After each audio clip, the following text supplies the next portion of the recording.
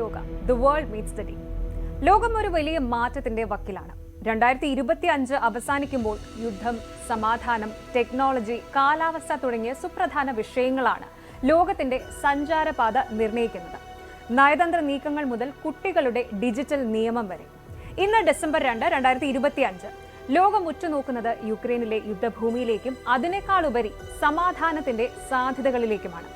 ഒരു വശത്ത് ഡിപ്ലോമാറ്റിക്കായ സമാധാന ശ്രമങ്ങൾ സജീവമാകുമ്പോൾ മറുവശത്ത് യുക്രൈനിന്റെ ലോജിസ്റ്റിക് ഹബിന്റെ നാശം സംഭവിച്ചിരിക്കുകയാണ്. ഇതെല്ലാം സൂചിപ്പിക്കുന്നത് യുദ്ധത്തിന്റെ റിയാലിറ്റി മാറിക്കൊണ്ടിരിക്കുകയാണ് എന്നാണ്. പിന്നാലെ ശ്രദ്ധ തിരിയുന്നത് മാതാപിതാക്കൾക്ക് ആശ്വാസം നൽകുന്ന ഒരു വാർത്ത. 15 വയസ്സിന് താഴെയുള്ള കുട്ടികൾക്ക് സോഷ്യൽ മീഡിയ നിരോധിച്ചുകൊണ്ട് ഒരു യൂറോപ്യൻ രാജ്യം ചരിത്രപരമായ തീരുമാനമെടുത്തിരിക്കുന്നു. സമ്പന്നമായ രാജ്യങ്ങളും ദരിദ്ര രാജ്യങ്ങളും തമ്മിലുള്ള വിടവ് AI വർദ്ധിപ്പിക്കുമെന്നാണ് റിപ്പോർട്ട്. AI 2026 കാഴ്ചവെക്കാൻ പോകുന്ന സാമ്പത്തിക വിപ്ലവവും. 4 വർഷത്തോളമായി തുടർന്ന യൂറോപ്പിന്റെ സമാധാനം കെടുത്തിയ റഷ്യ-യുക്രൈൻ യുദ്ധം ഇന്ന് അതിന്റെ ഏറ്റവും നിർണായകമായ ഒരു ക്രിട്ടിക്കൽ ടേണിംഗ് പോയിന്റിലൂടെ കടന്നു പോവുകയാണ്. യുദ്ധക്കളത്തിൽ നിന്ന് വരുന്നത് യുക്രൈനിനെ സംബന്ധിച്ചിടത്തോളം അത്ര നല്ല വാർത്തകളുമല്ല. റഷ്യൻ സൈന്യം അവരുടെ അധിനിവേശം ശക്തിപ്പെടുത്തുമ്പോൾ മറുവശത്ത് സമാധാന ചർച്ചകൾക്കായി അന്താരാഷ്ട്ര സമ്മർദ്ദം ഏറുകയാണ്. എന്താണ് ഇപ്പോൾ അതിർത്തിയിൽ സംഭവിക്കുന്നത്? ലോകം തന്നെ ഭയക്കുന്ന ആ തീരുമാനം ഉടൻ ഉണ്ടാകുമോ? നിലവിൽ ചർച്ചയിലുള്ള US ഭരണകൂടം മുന്നോട്ട് വെച്ച റിവൈസ്ഡ് ആയിട്ടുള്ള പീസ് പ്ലാൻ ഒരു ഗെയിം ചേഞ്ചർ ആയേക്കുമെന്ന വിലയിരുത്തലിലാണ് ലോകരാഷ്ട്രങ്ങൾ. ഈ പദ്ധതിയുടെ പ്രധാന സവിശേഷത ഡീമിലിറ്ററൈസ്ഡ് സോണുകൾ സ്ഥാപിക്കുന്നതിനെ കുറിച്ചും അതുപോലെ നിലവിലെ അവസ്ഥ പരിഗണിച്ച് തർക്ക പ്രദേശങ്ങളിൽ ഒരു പ്രത്യേക ഗവർണൻസ് മോഡല് കൊണ്ടുവരുന്നതിനെ കുറിച്ചുമുള്ള സൂചനകളാണ് നൽകുന്നത്. റഷ്യൻ പ്രസിഡന്റ് വ്ളാഡിമിർ പുടിൻ ഈ പദ്ധതിയെ പോസിറ്റീവായി കണ്ടത് സമാധാന ചർച്ചകൾക്ക് പുതിയ മാനം നൽകുന്നുണ്ട്. ഇതൊരു ഫുൾ സീസ്ഫയർ എഗ്രിമെന്റിന്റെ അടിസ്ഥാനമായി ഉപയോഗിക്കാൻ സാധ്യതയുണ്ട് എന്ന് അദ്ദേഹത്തിന്റെ വാക്കുകൾ യുദ്ധം അവസാനിപ്പിക്കാനുള്ള താല്പര്യം റഷ്യൻ പക്ഷത്തു നിന്നും ഉണ്ടാകുന്നു എന്നതിന്റെ ഇൻഡിക്കേഷൻ ആണ് എന്ന് പറയാം. അതേസമയം US special envoy Steve Witkoff മോസ്കോയിൽ നടത്തിയ സന്ദർശനം ഇരുപക്ഷത്തും ഇന്റേണൽ പ്രഷർ വർദ്ധിക്കുന്നു എന്നതിന്റെ തെളിവാണ്. യുക്രൈൻ പ്രസിഡന്റ് സെലൻസ്കി പഴയ പ്രപ്പോസലിനേക്കാൾ ഇത് ബെറ്റർ ലുക്ക് നൽകുന്നു എന്ന് അഭിപ്രായപ്പെട്ടുവെങ്കിലും തങ്ങളുടെ സോവറിൻ റൈറ്റ്സ് ഒരിടത്തും വിട്ടുകൊടുക്കില്ല എന്ന ഉറച്ച നിലപാട് അദ്ദേഹം നിലനിർത്തുന്നുണ്ട്. അതേസമയം US special envoy Steve Witkoff മോസ്കോയിൽ നടത്തിയ സന്ദർശനം ഇരുപക്ഷത്തും ഇന്റേണൽ പ്രഷർ വർദ്ധിക്കുന്നു എന്നതിന്റെ തെളിവാണ്. യുക്രൈൻ പ്രസിഡന്റ് സെലൻസ്കി പഴയ പ്രപ്പോസലിനേക്കാൾ ഇത് ബെറ്റർ ലുക്ക് നൽകുന്നു എന്ന് അഭിപ്രായപ്പെട്ടെങ്കിലും തങ്ങളുടെ സോവറിൻ റൈറ്റ്സ് ഒരിടത്തും വിട്ടുകൊടുക്കില്ല എന്ന ഉറച്ച നിലപാട് അദ്ദേഹം നിലനിർത്തുന്നുണ്ട്. നയതന്ത്ര ചർച്ചകളുടെ അനുകൂല സാഹചര്യം നിലനിൽക്കുമ്പോൾ തന്നെ കിഴക്കൻ യുക്രൈൻ ഈ ഒരു യുദ്ധത്തിന്റെ പൂർണ്ണമായ ഭാരം അനുഭവിക്കുകയാണ്. കിഴക്കൻ യുക്രൈനിലെ നിർണായകമായ ലോജിസ്റ്റിക്സ് ഹബ്ബായിട്ടുള്ള പോക്രോവ്സ്ക് പൂർണ്ണമായും റഷ്യൻ സൈന്യം പിടിച്ചെടുത്തു എന്ന വാർത്ത ഞെട്ടലോടെയാണ് ലോകം കേട്ടത്. കഴിഞ്ഞ കുറച്ച് ആഴ്ചകളായി ഇവിടെ നടന്ന രൂക്ഷമായ പോരാട്ടത്തിന്റെ ഫലമായി ഈ നഗരം ഇന്ന് പൂർണ്ണമായും തകർന്നിരിക്കുകയാണ്. ഈ നിർണായകമായ സൈനിക നഷ്ടം യുക്രൈൻ സൈന്യത്തിന്റെ തെക്കൻ മധ്യകിഴക്കൻ മേഖലകളിലെ വിതരണ മാർഗങ്ങളെ തകർക്കും. ഈ നഗരം നഷ്ടപ്പെട്ടത് യുക്രൈൻ സൈന്യത്തിന്റെ സപ്ലൈ ചെയിനിന് വലിയ ഡാമേജ് ആണ് ഉണ്ടാക്കുന്നത്. ഡോൺബാസ് മേഖലയിലെ അവരുടെ ഡിഫൻസ് ലൈൻസും ദുർബലമാക്കാൻ ഇതോടെ റഷ്യയ്ക്ക് എളുപ്പമാകുമെന്നൊരു വസ്തുത കൂടി ഇവിടെ ഉണ്ട്. ഈ ഒരു പോരാട്ടത്തിന്റെ ഇന്റൻസിറ്റി കുറയ്ക്കാൻ റഷ്യൻ തയ്യാറല്ല എന്നതിന്റെ വ്യക്തമായ സൂചനയാണ് ഈ ഒരു സൈനിക മുന്നേറ്റം എന്ന് തന്നെ പറയണം. ചർച്ചകളിലെ അവരുടെ പൊസിഷൻ സ്ട്രോങ് ആക്കാനുള്ള ശ്രമം കൂടിയാണിത്. ഈ ഒരു മേഖല, അതായത് ഈ പറയുന്ന പോക്രോവ്സിന്റെ നഷ്ടം എന്ന് പറയുന്നത് യുക്രൈനിന്റെ ഒരു ബാർഗെയിനിങ് പവർ കുറയ്ക്കുന്നു എന്നതിൽ സംശയമില്ല. ഇതോടെ യുദ്ധകളത്തിൽ ആധിപത്യം സ്ഥാപിച്ചുകൊണ്ട് റഷ്യ തങ്ങൾക്ക് അനുകൂലമായ ടേംസ് ആൻഡ് കണ്ടീഷൻസ് സമാധാന കരാറിൽ ഉൾപ്പെടുത്താൻ ശ്രമിക്കും എന്നതിൽ സംശയമില്ല. അതുകൊണ്ട് തന്നെ ഈ സമാധാന ശ്രമങ്ങൾ യഥാർത്ഥത്തിൽ യുദ്ധത്തിന് അന്ത്യം കുറിക്കുമോ, അതോ യുക്രൈൻ ഒരു കോംപ്രമൈസിന് നിർബന്ധിതരാകുമോ എന്ന ചോദ്യമാണ് ഇപ്പോൾ ആഗോള തലത്തിൽ തന്നെ ഉയരുന്നത്. യുക്രൈനിന്റെ ഭാവി എന്തായിരിക്കുമെന്ന് ലോകം കാത്തിരുന്ന് കാണേണ്ടതുണ്ട്. ആഗോളതലത്തിൽ കുട്ടികളുടെ മാനസികാരോഗ്യത്തെക്കുറിച്ചുള്ള ആശങ്കകൾ വർദ്ധിക്കുമ്പോൾ യൂറോപ്പിലെ ഒരു രാജ്യം അതിശക്തവും അതുപോലെ വിപ്ലവകരവുമായ ഒരു തീരുമാനം എടുത്തിരിക്കുകയാണ്. കാര്യം ഇതാണ്: 15 വയസ്സിന് താഴെയുള്ള കുട്ടികൾക്ക് സോഷ്യൽ മീഡിയ പ്ലാറ്റ്ഫോമുകൾ ഉപയോഗിക്കുന്നതിന് ദേശീയ തലത്തിൽ നിരോധനം ഏർപ്പെടുത്താനുള്ള സുപ്രധാന ഉടമ്പടി ഡാനിഷ് സർക്കാർ, അതെ ഡെൻമാർക്കിലെ സർക്കാർ പ്രഖ്യാപിച്ചിരിക്കുകയാണ്. യൂറോപ്യൻ യൂണിയനിൽ ഇത്തരം ഒരു പ്രായപരിധി നിശ്ചയിക്കുന്ന ആദ്യത്തെ രാജ്യമാണ് ഡെൻമാർക്ക്. ഈ തീരുമാനം സോഷ്യൽ മീഡിയ ഭീമന്മാർക്ക് ഒരു അന്ത്യശാസനമാണ് നൽകുന്നത്. എന്താണ് ഈ നിയമത്തിന്റെ പശ്ചാത്തലം? ഇത് എങ്ങനെ നടപ്പിലാക്കും? ഈ നിയമത്തിലെ ഏറ്റവും പ്രധാനപ്പെട്ട പാരന്റ് ഡിസ്പെൻസേഷൻ എന്താണ്? പരിശോധിക്കാം. ഡാനിഷ് പ്രധാനമന്ത്രി മെറ്റെ ഫ്രെഡറിക്സൺ ഈ വിഷയത്തിൽ സ്വീകരിച്ച നിലപാട് വളരെ ശക്തമായിരുന്നു. മൊബൈൽ ഫോണുകളും സോഷ്യൽ നെറ്റ്വർക്കുകളും നമ്മുടെ കുട്ടികളുടെ ബാല്യം കവർന്നിരിക്കുകയാണ്. പ്രധാനമന്ത്രി പാർലമെന്റിൽ പറഞ്ഞു. ഈ നിയമത്തിന്റെ പിന്നിലെ പ്രധാന കാരണങ്ങൾ ഇവയാണ്. മാനസികാരോഗ്യ പ്രതിസന്ധി, അതായത് കുട്ടികളിലും കൗമാരക്കാരിലും ഉത്കണ്ഠ, വിഷാദം, ശ്രദ്ധക്കുറവ് എന്നിവ വർദ്ധിക്കുന്നതിന് പ്രധാന കാരണം സോഷ്യൽ മീഡിയയുടെ അമിത ഉപയോഗമാണ്. അടുത്ത കാരണം എന്ന് പറയുന്നത് അനാവശ്യമായ അല്ലെങ്കിൽ ദോഷകരമായ ഉള്ളടക്കമാണ്. സ്ക്രീനുകളിലൂടെ കുട്ടികൾ കാണാൻ പാടില്ലാത്ത അല്ലെങ്കിൽ അവർക്ക് ദോഷകരമായ ഉള്ളടക്കങ്ങൾ, സൈബർ ഭീഷണി എന്നിവയിൽ നിന്ന് കുട്ടികളെ സംരക്ഷിക്കുക എന്നതാണ് അടുത്തൊരു ഉദ്ദേശം. ഇനി അടുത്തത് ഏകാന്തത, ലോൺലിനെസ്. 11നും 19നും ഇടയിൽ പ്രായമുള്ള ഡാനിഷ് കുട്ടികൾ 60% ഒഴിവ് സമയങ്ങളിൽ സുഹൃത്തുക്കളെ കാണുന്നതിനേക്കാൾ ഇഷ്ടപ്പെടുന്നത് വീട്ടിൽ ഇരിക്കുന്നതാണെന്ന് പഠനങ്ങൾ പറയുന്നുണ്ട്. അടുത്തത് പ്രായപരിധിയിലെ വീഴ്ചയാണ്. അതായത് 13 വയസ്സിന് താഴെയുള്ള ഡാനിഷ് കുട്ടികളിൽ 94%നും സോഷ്യൽ മീഡിയ പ്രൊഫൈലുകൾ ഉണ്ടെന്ന് ഡിജിറ്റലൈസേഷൻ മന്ത്രി കരോലിൻ സ്റ്റേജ് വെളിപ്പെടുത്തി. നിലവിലെ നിയമങ്ങൾ ഫലപ്രദമല്ല എന്നതിന്റെ തെളിവാണിത്.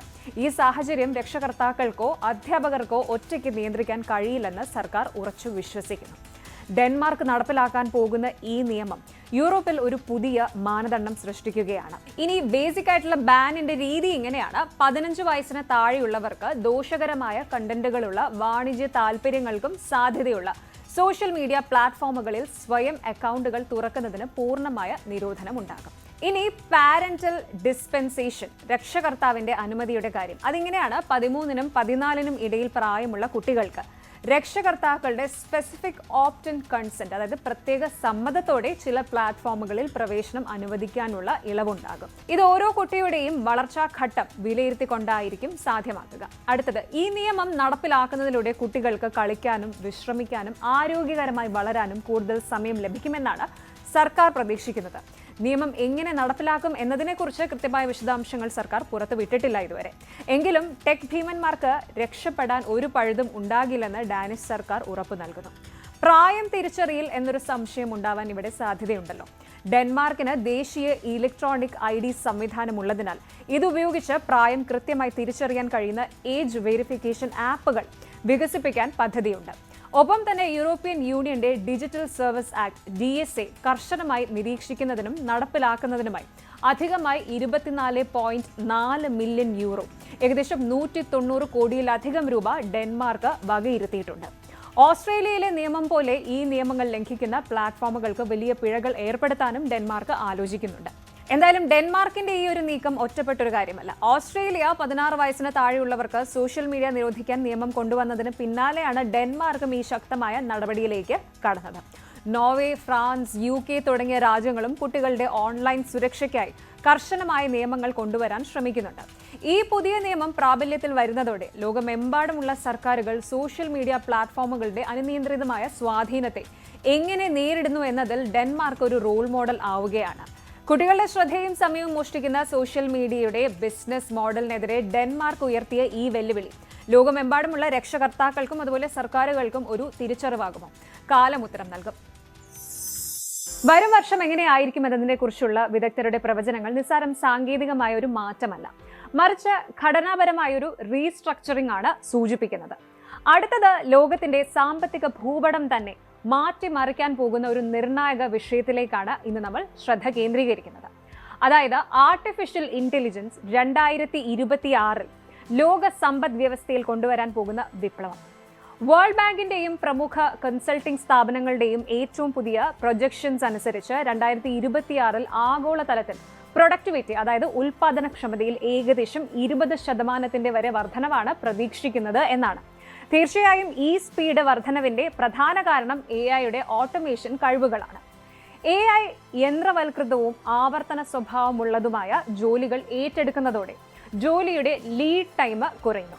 ഇത് ആഗോള GDP-യിൽ $1.2 ട്രില്യൺ വരെ വർധനവിന് വഴിയൊരുക്കും എന്നാണ് സാമ്പത്തിക വിദഗ്ധരുടെ എസ്റ്റിമേറ്റ്. ഫിനാൻസ്, ഹെൽത്ത് കെയർ എന്നീ സെക്ടറുകളിലാണ് ഈ മാറ്റം ഏറ്റവും വേഗത്തിൽ ദൃശ്യമാവുക.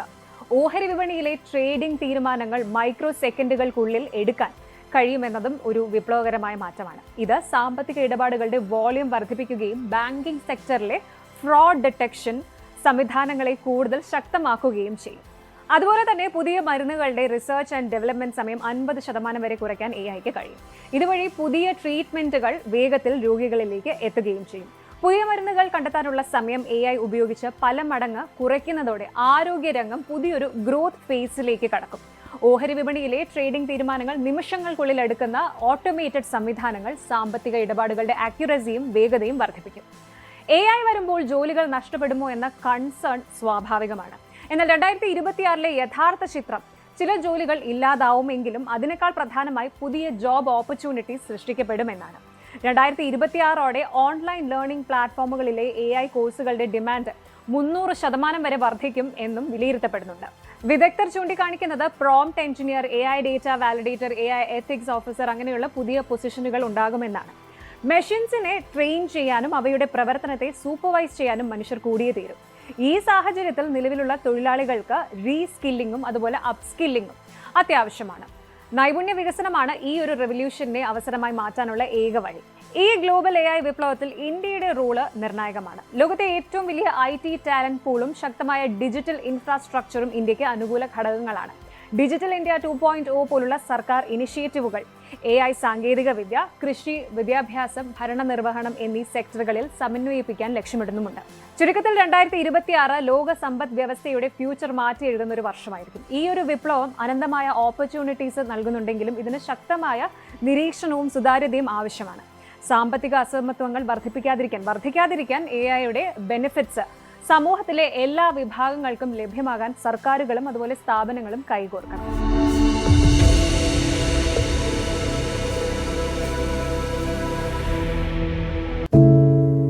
ഒരു മാധ്യമ പ്രവർത്തക എന്ന നിലയ്ക്ക് ഇപ്പോൾ ഏറ്റവും കൂടുതൽ കൈകാര്യം ചെയ്യേണ്ടി വരുന്നത് ലഹരിയുമായി ബന്ധപ്പെട്ട വാർത്തകളാണ്. കൊച്ചുകുട്ടികൾ മുതൽ യുവാക്കൾ വരെ എല്ലാവരും ഉൾപ്പെട്ടിരിക്കുന്ന ലഹരിയുടെ ഒരു വല. എന്താണ് നമ്മുടെ യുവതലമുറയ്ക്ക് സംഭവിക്കുന്നത് എന്നൊക്കെ എല്ലാവരും ചോദിച്ചു കാണും. പക്ഷേ അവരുടെ പ്രശ്നങ്ങളെ, അത് കുട്ടികൾ മുതൽ യുവാക്കൾ വരെ, അവരുടെ പ്രശ്നങ്ങളെ കേൾക്കുന്നതിന്, മനസ്സിലാക്കുന്നതിന്, ഒരു പരിഹാരം പറയുന്നതിന് മുതിർന്നവരായ നമുക്ക് എത്രമാത്രം കഴിയുന്നുണ്ട്? അവരിൽ ഉണ്ടാകുന്ന ചെറിയ മാറ്റങ്ങൾ നമ്മൾ തിരിച്ചറിയാറുണ്ടോ? അവരുടെ ചുറ്റുമുള്ളത് ഒരു മായാലോകമാണ്.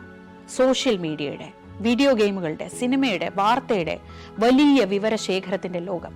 ആ ലോകത്തിനകത്ത് കുരുങ്ങിപ്പോകുന്ന കുട്ടികളെ തിരിച്ച് യഥാർത്ഥ ജീവിതത്തിലേക്ക്, മണ്ണിന്റെ മണമുള്ള ജീവിതത്തിലേക്ക് തിരിച്ചു കൊണ്ടുവരാൻ നമുക്കും കഴിയേണ്ടതല്ലേ? അവരെ കേൾക്കാൻ, അവരിൽ ഉണ്ടാകുന്ന മാറ്റങ്ങൾ തിരിച്ചറിയാൻ, അവരുടെ പ്രശ്നങ്ങൾക്ക് പരിഹാരം കാണാൻ നമുക്ക് മാത്രമേ കഴിയൂ. ചേർത്ത് പിടിക്കാം നമ്മുടെ കുട്ടികളെ.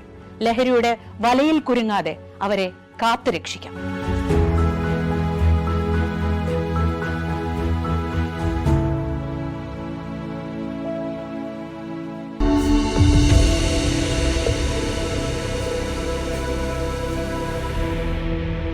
ഇനി തെക്ക് കിഴക്കൻ ഏഷ്യൻ തീരങ്ങളെ ഉഴുതുമറിച്ച സൈക്ലോൺ ദിത്വയുടെ ദുരന്തമുഖത്ത് നിന്നുള്ള റിപ്പോർട്ടും ഈ ചുഴലിക്കാറ്റ് കേവലം ഒരു കാലാവസ്ഥ ഇവന്റ് എന്നതിലുപരി കാലാവസ്ഥാ വ്യതിയാനം ഉയർത്തുന്ന വെല്ലുവിളിയുടെ സജീവ സാക്ഷ്യമായി മാറിയിരിക്കുകയാണ്.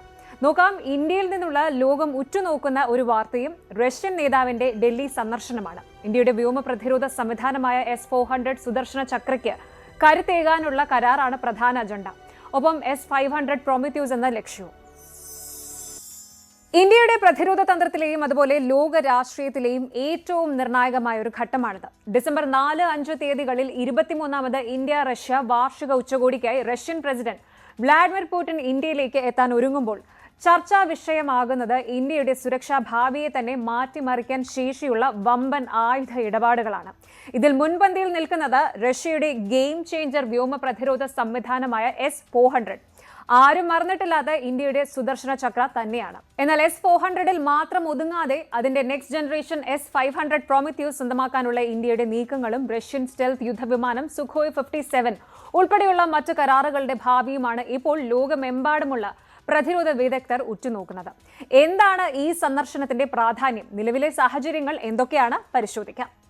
2018 $5.5 ബില്യൺ ഇന്ത്യ റഷ്യയുമായി കരാർ ഒപ്പിട്ട S-400 ട്രയംഫ് വ്യോമ പ്രതിരോധ സംവിധാനം നമ്മുടെ വടക്കൻ അതിർത്തികളിലെ പ്രതിരോധത്തിൽ ഒരു ഗെയിം ചേഞ്ചർ ആണെന്ന് ഇതിനോടകം തെളിയിച്ചു കഴിഞ്ഞിട്ടുണ്ട്. അടുത്തിടെ നടന്ന ഓപ്പറേഷൻ സിന്ദൂരിൽ ഈ സംവിധാനം കാഴ്ചവെച്ച അവിശ്വസനീയമായ പ്രകടനം ഉയർന്ന സാങ്കേതിക വിദ്യ ഉപയോഗിച്ച് നിർമ്മിച്ച പാകിസ്ഥാൻ യുദ്ധവിമാനങ്ങളെ പോലും 300 കിലോമീറ്ററിലധികം അകലെ വെച്ച് തകർക്കാൻ S-400 സാധിച്ചു എന്ന് ഇന്ത്യൻ വ്യോമസേന സാക്ഷ്യപ്പെടുത്തുന്നു.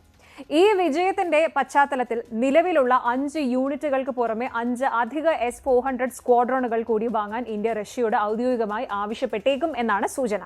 കൂടാതെ നിലവിലെ മിസൈൽ ശേഖരം വർദ്ധിപ്പിക്കുന്നതിനായി 10,000 കോടിയുടെ മിസൈൽ വാങ്ങാനുള്ള പദ്ധതിക്കും പ്രതിരോധ മന്ത്രാലയം അംഗീകാരം നൽകിയിട്ടുണ്ട്. S-400ന്റെ പിൻഗാമിയായ റഷ്യയുടെ നെക്സ്റ്റ് ജനറേഷൻ വ്യോമ പ്രതിരോധ സംവിധാനമാണ് S-500 പ്രോമിത്യൂസ്. S-400നേക്കാൾ മികച്ചതും ഹൈപ്പർസോണിക് ആയുധങ്ങളെയും താഴ്ന്ന ഭ്രമണപഥത്തിലെ ഉപഗ്രഹങ്ങളെയും പോലും തകർക്കാൻ ശേഷിയുള്ള ഈ സംവിധാനം സ്വന്തമാക്കാനാണ് ഇന്ത്യയുടെ അടുത്ത നീക്കം. S-500ന് അതിവേഗ ഹൈപ്പർസോണിക് മിസൈലുകളെ തടയാൻ കഴിവുണ്ട്. ഇതിന്റെ റേഞ്ച് 600 കിലോമീറ്റർ വരെയാണ്. S-400 താഴ്ന്ന അന്തരീക്ഷത്തിലെ ഭീഷണികളെ പ്രതിരോധിക്കുമ്പോൾ S-500 അന്തരീക്ഷത്തിന്റെ അതിർത്തിയിലുള്ള ഭീഷണികളെയും കൈകാര്യം ചെയ്യും. എങ്കിലും നിലവിലെ ചർച്ചകളിൽ S-500 ഇടം പിടിക്കാൻ സാധ്യത കുറവാണ്. കാരണം റഷ്യ ഇപ്പോഴും S-500 സ്വന്തം സൈന്യത്തിന് വേണ്ടി നിർമ്മിക്കുന്നതിന്റെ തിരക്കിലാണ്. എന്നാൽ ഭാവിയിൽ ഈ സംവിധാനം ലഭിക്കുന്ന ആദ്യ വിദേശ രാജ്യമായി ഇന്ത്യ മാറിയേക്കാം. 5th ജനറേഷൻ സ്റ്റെൽത്ത് യുദ്ധവിമാനമായ സുഖോയ് 57 ഇന്ത്യ വാങ്ങുമോ എന്ന ആകാംക്ഷയും നിലനിന്നിരുന്നു. അമേരിക്കൻ F-35ന് ഒരു ബദലായി റഷ്യ ഈ വിമാനത്തെ സജീവമായി പ്രോത്സാഹിപ്പിക്കുന്നുണ്ടെങ്കിലും ഈ സന്ദർശനത്തിൽ Su-57 കരാർ ഒപ്പിടാൻ സാധ്യതയില്ല എന്നാണ് പ്രതിരോധ വൃത്തങ്ങൾ സൂചിപ്പിക്കുന്നത്.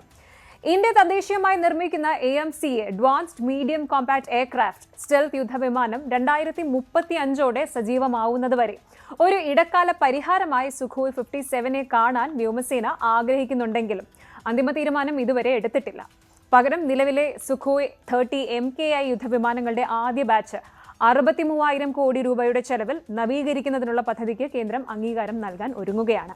ഇത് ഇന്ത്യയുടെ നിലവിലെ വ്യോമശക്തിക്ക് 30 വർഷം കൂടി ആയുസ് നൽകും. പുടിന്റെ ഈ സന്ദർശനം ആഗോളതലത്തിൽ റഷ്യൻ ആയുധങ്ങൾ വാങ്ങുന്നതിൽ അമേരിക്കയുടെ ഉപരോധ ഭീഷണികൾക്കിടയിലും ഇന്ത്യ റഷ്യ ബന്ധം പ്രത്യേകവും തന്ത്രപരവുമായ പങ്കാളിത്തമാണെന്ന് ഒരിക്കൽ കൂടി ഊട്ടിയുറപ്പിക്കുന്നു.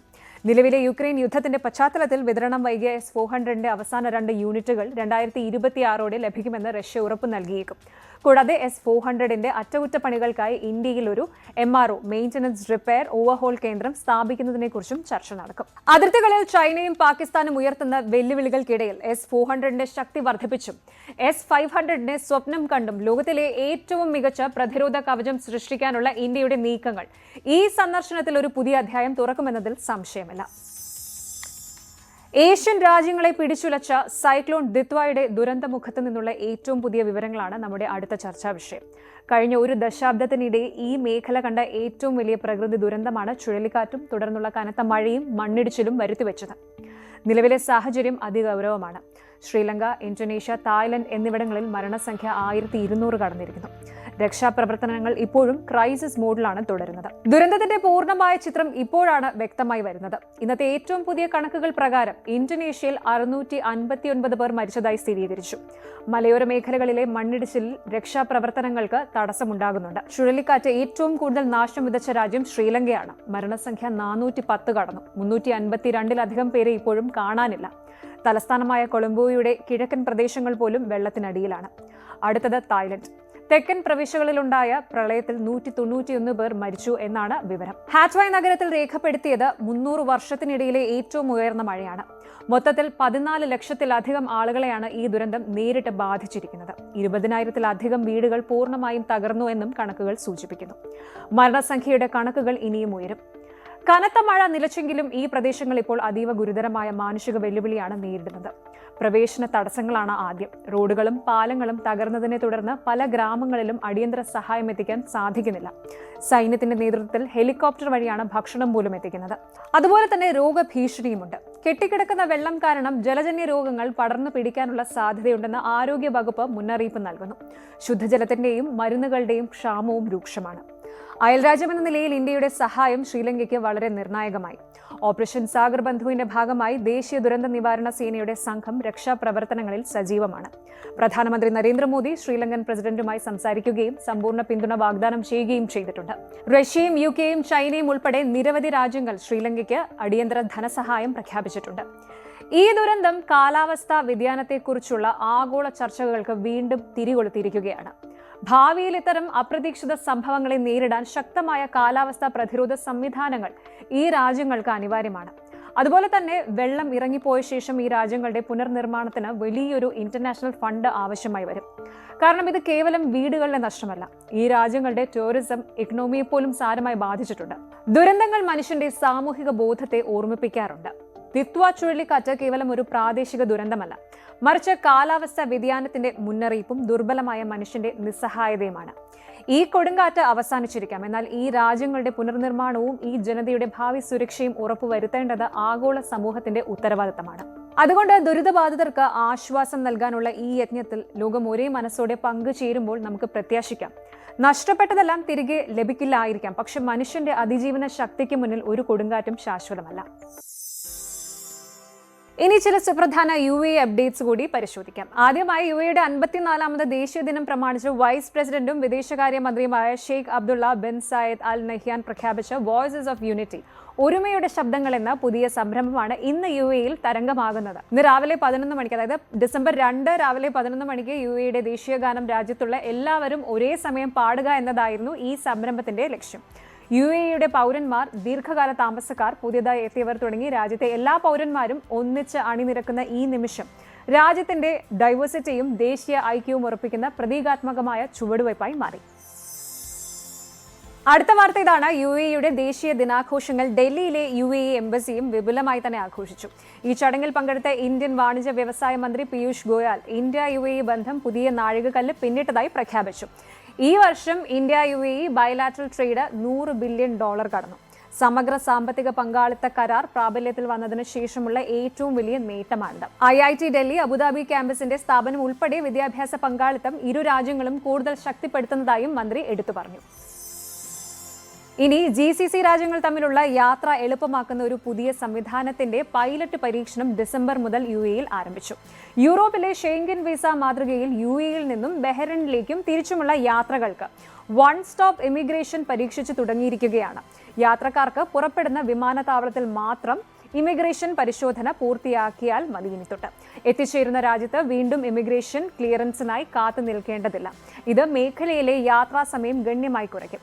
ഈ പരീക്ഷണം വിജയകരമായാൽ ഈ സംവിധാനം മുഴുവൻ GCC രാജ്യങ്ങളിലേക്കും വ്യാപിപ്പിക്കും. UAE തങ്ങളുടെ 54ാമത് ദേശീയ ദിനം ആഘോഷിക്കുമ്പോൾ രാജ്യം ലോകത്തിന് മുന്നിൽ കരുത്തിന്റെയും പുരോഗതിയുടെയും ഐക്യത്തിന്റെയും മാതൃകയാവുകയാണ്. $100 ബില്യൺ കടന്ന ഇന്ത്യയുമായുള്ള വ്യാപാര പങ്കാളിത്തം, GCC രാജ്യങ്ങൾക്കിടയിൽ വൺ സ്റ്റോപ്പ് യാത്രയ്ക്ക് തുടക്കം കുറിച്ച പ്രാദേശിക ഏകീകരണം, എല്ലാത്തിനും ഉപരി ഒരുമയുടെ ശബ്ദങ്ങൾ എന്ന മുദ്രാവാക്യത്തിലൂടെ രാജ്യം ഉയർത്തിപ്പിടിച്ച പൗരസൗഹൃദം. ഈ ആഘോഷവേളയിൽ UAE പുതിയ ഉയരങ്ങളിലേക്ക് പറന്നുയരുകയാണ്.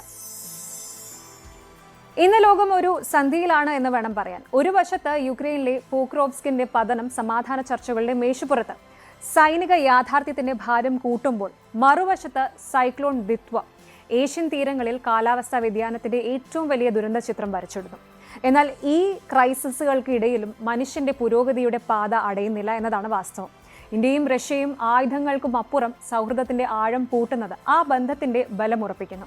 അതോടൊപ്പം 2026 ലോകത്തെ കാത്തിരിക്കുന്ന AI-യുടെ സാമ്പത്തിക വിപ്ലവം നമ്മൾ എത്ര വേഗത്തിൽ മാറണമെന്നതിന്റെ അടിയന്തര സൂചനയാണ്.